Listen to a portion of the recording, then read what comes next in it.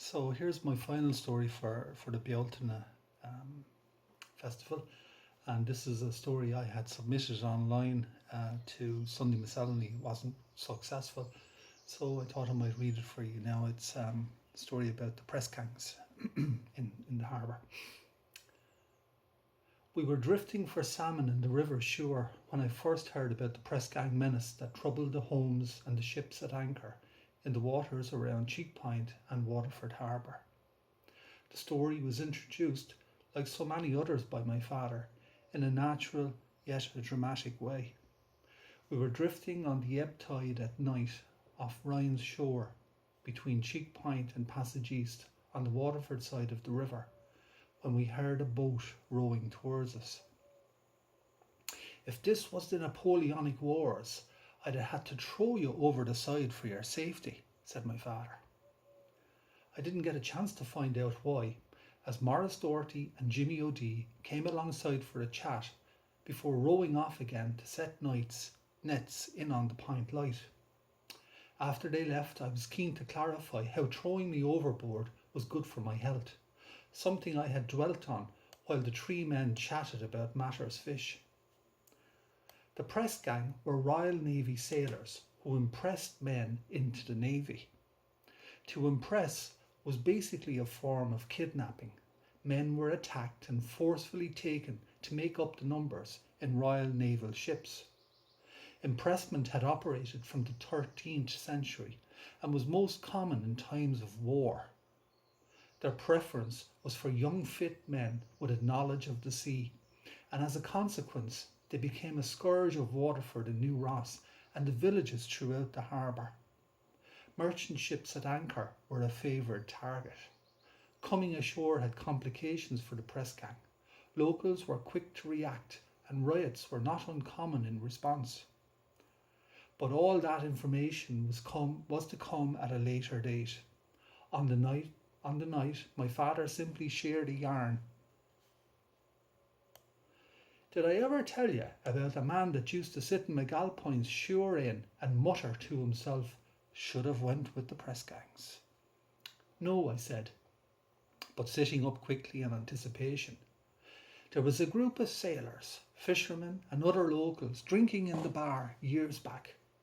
Suddenly a cry went up in the village, and while many turned to look, there was a man named Walsh with quick wits that turned on his heels and ran to the back door of the pub. As Walsh went through it, he heard a crashing and banging behind him as the press gang rushed the pub's front door. He skipped over a ditch and ran. Approaching a house, he spotted an open window and dived through it, only to land into the lap of a sleeping lady. On awaking, her first impulse was to scream. At this stage, the village was in uproar. Some of the press gang crew were going door to door, seeking recruits, and the women of the village were out roaring and shouting and flinging stones in their direction. At that stage, all the younger men were either already captured, in hiding, or running towards the top of the Manon. While Walsh pleaded with the lady to be quiet, her father heard her screams and burst in.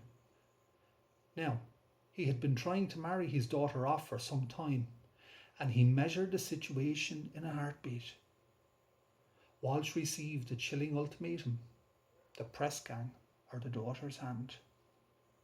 Thereafter, Walsh, having had one too many to drink in the pub, could be heard to mutter from the bar counter, should have went with the press gang, should have went with the press gang. Of course, his unfortunate wife was probably wishing the same.